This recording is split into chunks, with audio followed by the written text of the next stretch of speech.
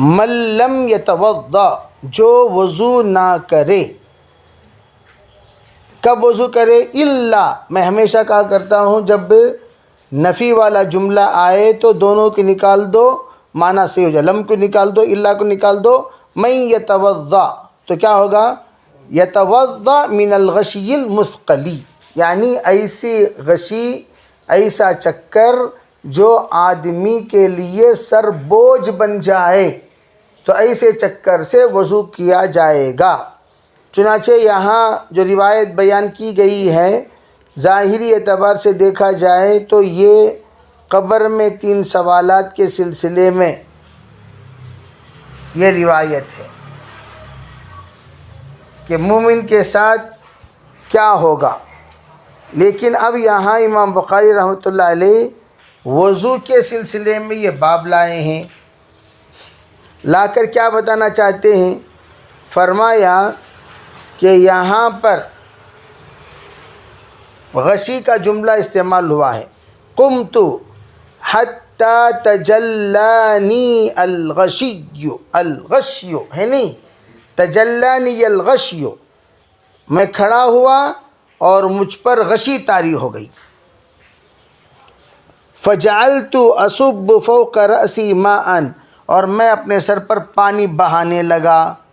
فلما انصرف رسول اللہ صلی اللہ علیہ وسلم، تو یہ جو بات کہی جا رہی ہے یہ حضرت عائشہ رضی اللہ تعالی عنہا کی جو بات کہی جا رہی ہے، یہ بات آ کر اصل میں غشی کے سلسلے میں یہاں ذکر ہے تو وہ فرمایا.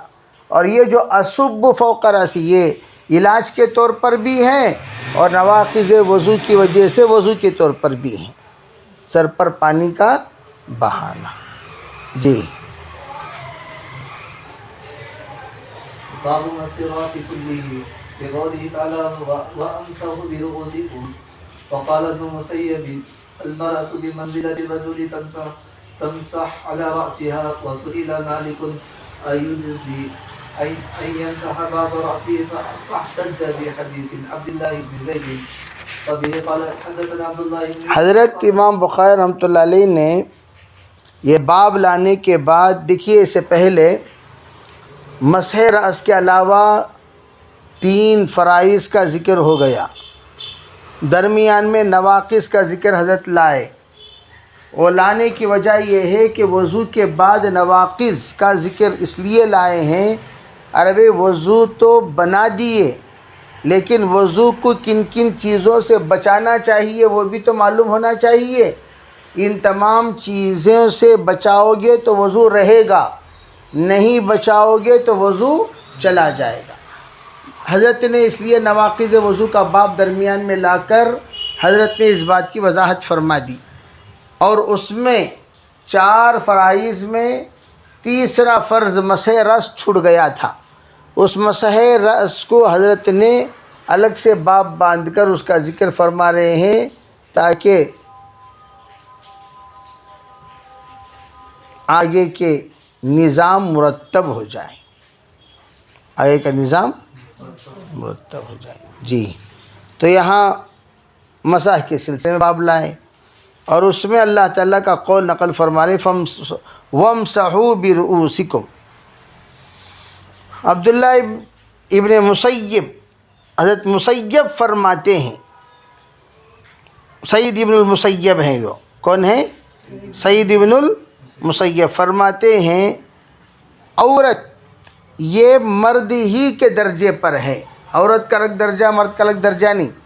المرأة بمنزلة الرجل، کہ اس میں یمسح علی رأسها، وہ بھی اپنے سر پر مسح کرے گی. وسئل مالک، حضرت مالک سے یہ بات پوچھی گئی ایجزا ان یمسح بعد رأسه، کیا بعد سر کا مسح کرنا درست ہے، کافی ہے؟ تو حضرت امام مالک رحمۃ اللہ علیہ نے اس سلسلے میں دلیل پیش کی. کس کی؟ حضرت عبداللہ ابن زید رضی اللہ تعالیٰ عنہ کی روایت انہوں نے بیان فرما دیا.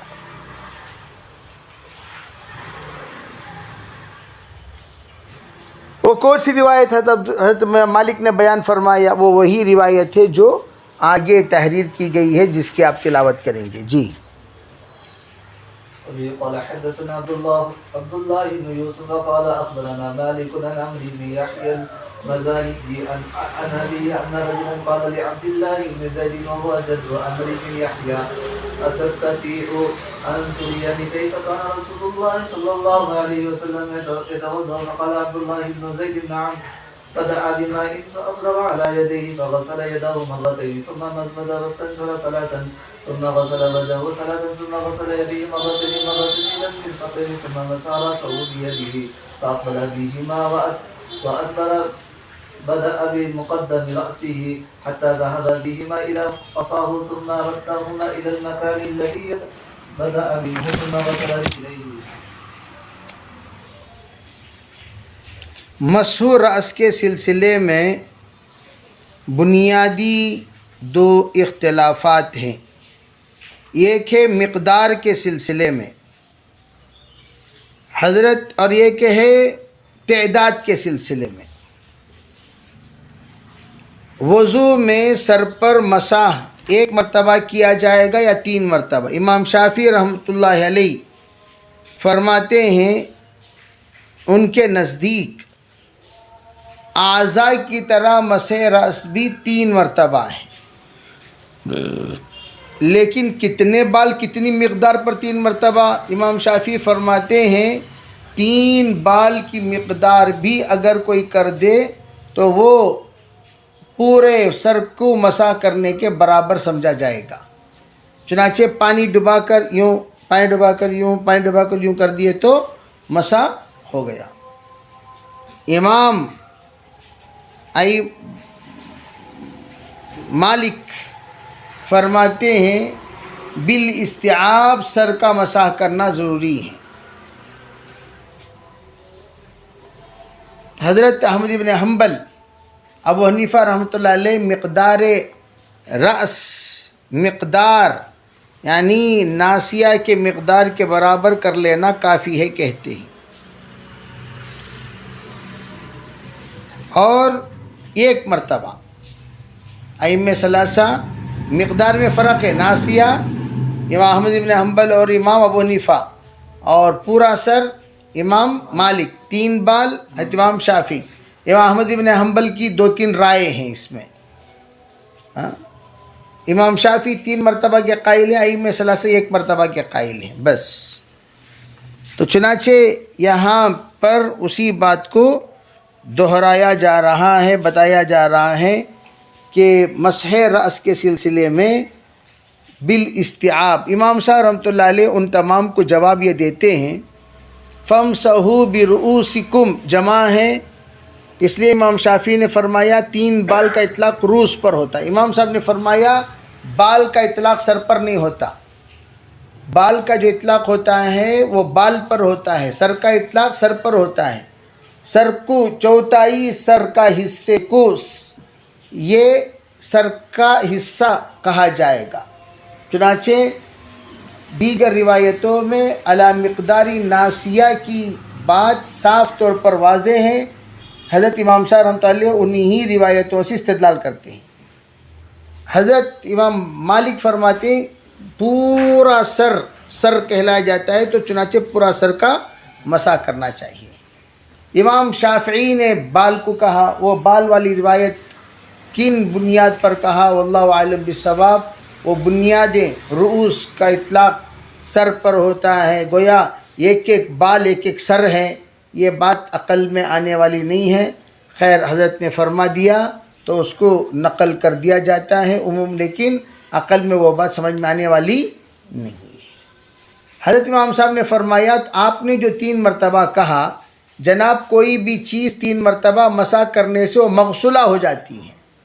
آپ خود ایک ہاتھ پر 1 بار مسح کرو، دوبارہ مسح کرو، 6 بار مسح کرو، پھر آپ دیکھیے پانی ٹپکنے لگے گا. تو مسح 1 مرتبہ ہوا کرتا ہے، غسل 3 مرتبہ ہوا کرتا ہے، یہ آپ نے فرمایا. چنانچہ یہ روایت میں دیکھیے ایک انسان ان رجلا عبداللہ ابن زید سے کہا جو کہ عمرو ابن یحییٰ کے دادا ہیں. کیا اتستطیع ان ترینی کیف کان رسول اللہ صلی اللہ علیہ وسلم یتوضا؟ کیا آپ اس بات کی استعداد رکھتے ہیں کہ آپ مجھے بتائیں سرکار کا وضو خانہ، سرکار کا وضو کرنے کا طریقہ کیسا ہوا کرتا تھا؟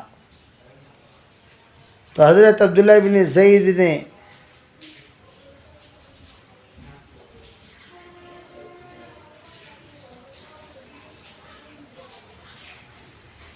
کیا کہا؟ حضرت عبداللہ ابن زید نے کہا ہاں ضرور بتائیں گے.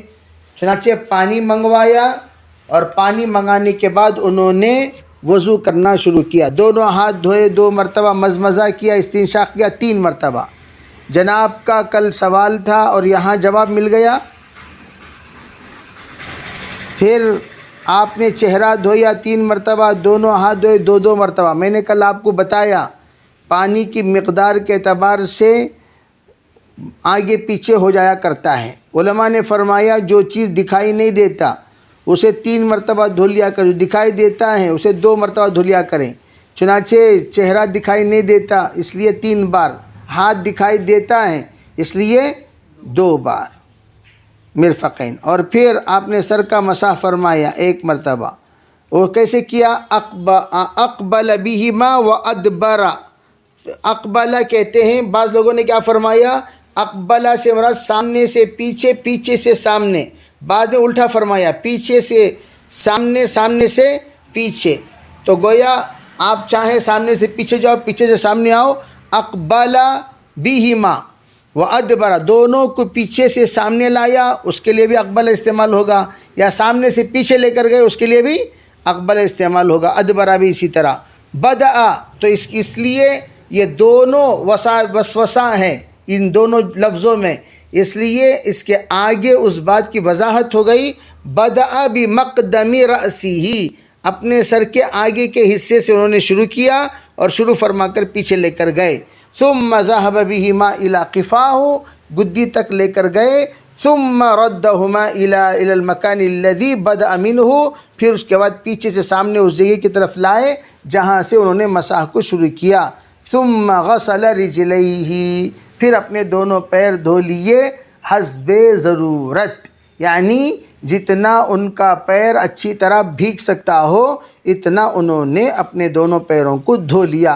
کتنا دھوئے، کہاں تک دھوئے، اگلی روایت میں اس سلسلے میں وضاحت ہے. جی باب غسل الرجلين الى الكعبين.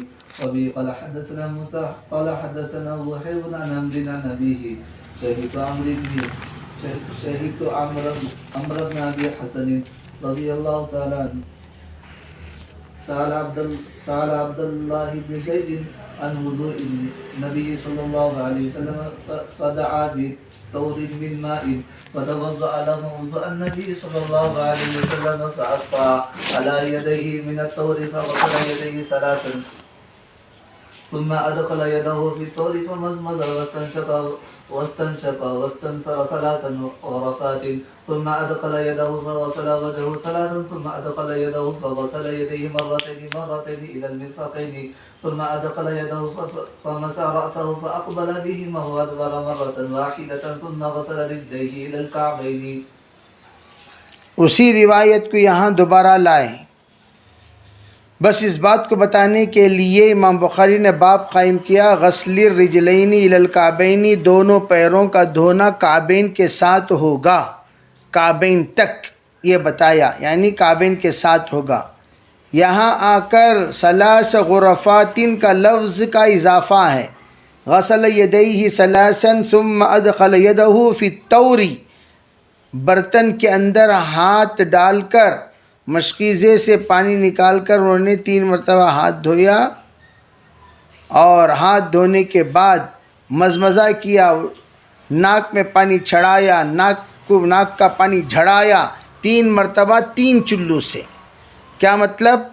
3 مرتبہ 3 چلو کا ترجمہ آپ 3 چلو بھی کر سکتے ہیں، 3 چلو بھی کر سکتے ہیں. یعنی پانی ایک چلو لیے، کلی کے لیے پانی اٹھا لیا پھر ما بقیہ ناک کو چڑھا لیا، کلی کے لیے تھوڑا سا پانی اٹھا لیا پھر ما بقیہ ناک کو چڑھا لیا، کلی کے لیے تھوڑا سا پانی نکال لیا پھر ما بقیہ ناک کو چڑھا لیا، تو 3 چلوں میں 6 سنتوں کی ادائیگی ہوئی ہے۔